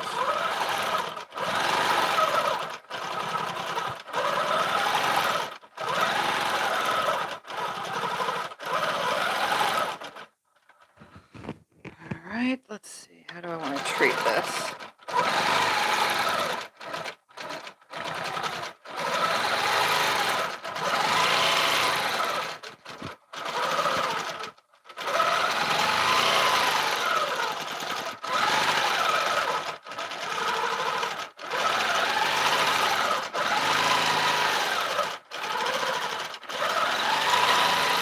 So I'm trying to come as close to the borders as possible so that there's no gap, because I'm not stitching in the ditch on this side of the pink. I will, when I get to the purple, stitch in the purple ditch, but the pink border has no stitch in the ditch because it's not needed if it's in this border and in the purple. Where am I at? Oh, I can fit one more up there. Very carefully, come back around.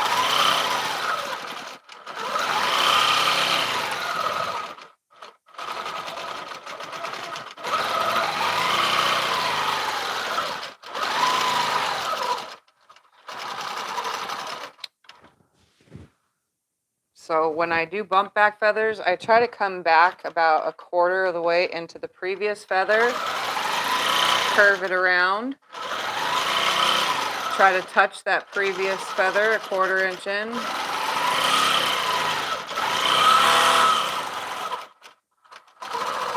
And all the while,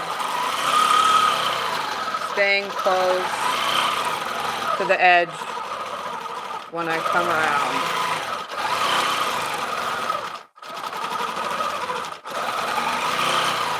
I kind of do this step pretty quick.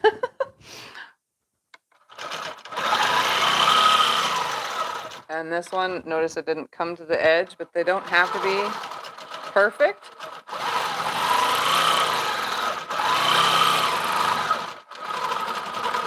I'm attempting to get them, but like I said, I'm not perfect, and I'm pretty sure you guys are not either.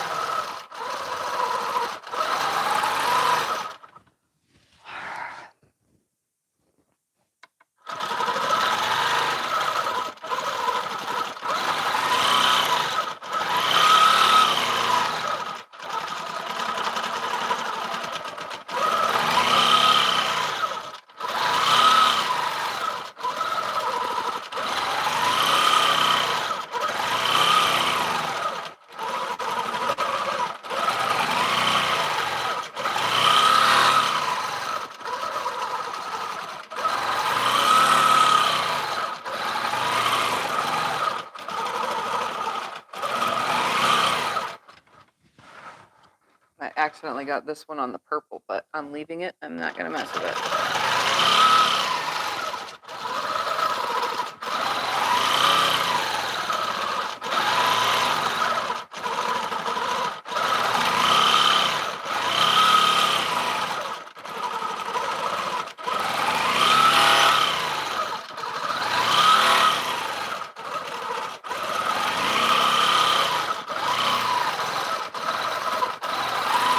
And yes, I'm doing both sides of the feather at the same time because I feel, to me, this gets it done faster.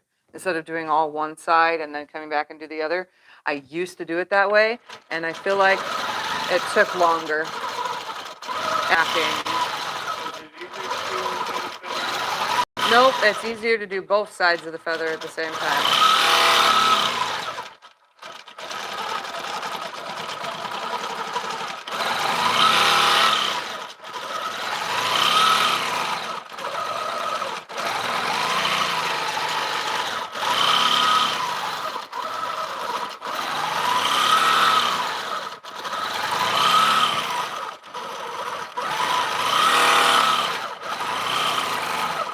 That's why I'm doing both sides at the same time. So much easier.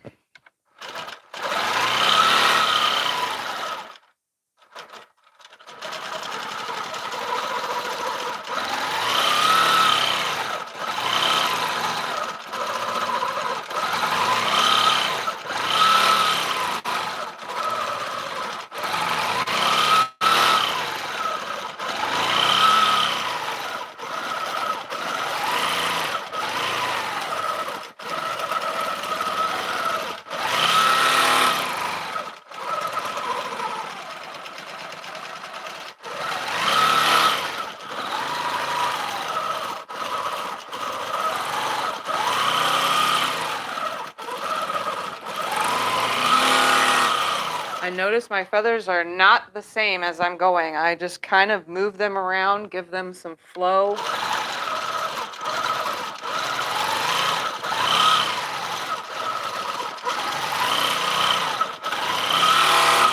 So all the ends or the plume itself are bigger, smaller, they're not equal.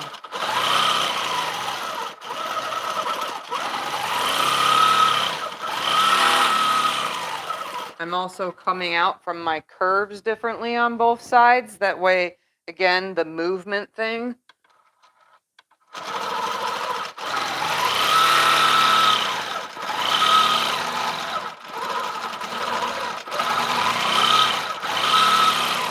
And if you do bump back and you're not exactly on the bump every single time, No worries, you'll get used to it.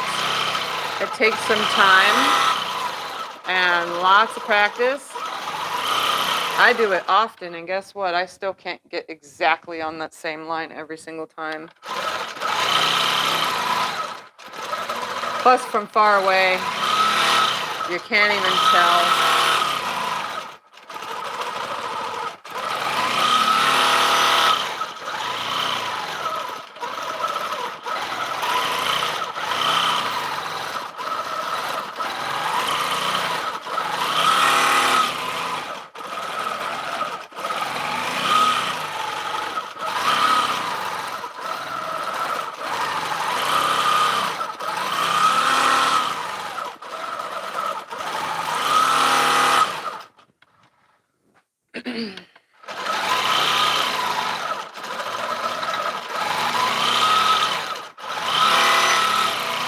So the cool part about mitered borders is it gives you a place to, put your feathers. So the next one will be right here, and then the next one will come shorter and shorter, and then the other ones will curve into it the other way.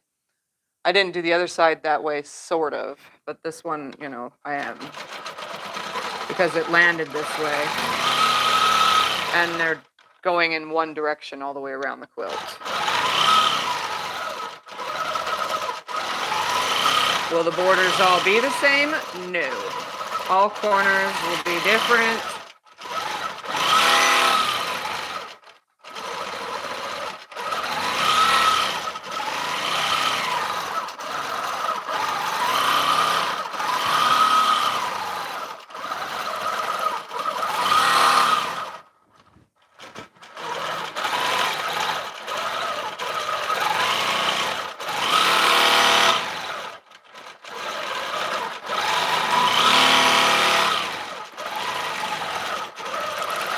Doing them upside down as opposed to right side up or sideways, once you get used to it, you can do it with ease.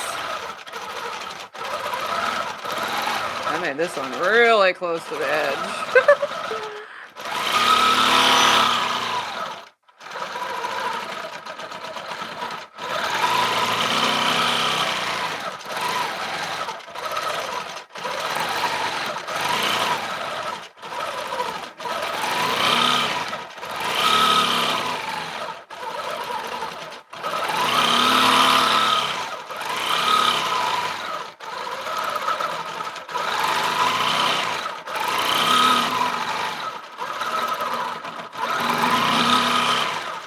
And one more right here. And then I'm going to tie it off. And we'll go through it and you can see it.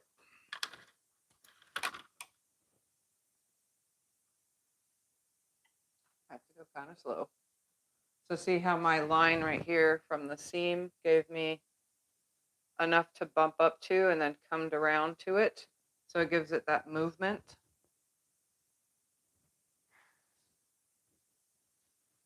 Feathers take a little while to get used to, especially on the bump around, on the bump back, to make sure it lands on the line. But if you have any questions, ask them now. I'm going to backtrack the quilt so we can look at both borders real quickly. How do you want me to do that? I'm going to take it off the camera in 2 seconds. Let me fix this end piece. And you'll see what two borders look like next to each other. And then everything else I'll just film a video for. That's fine. All right, let me pull the camera off of here. It's going to move one last time. Move the machine out of the way. And that's what they look like next to each other.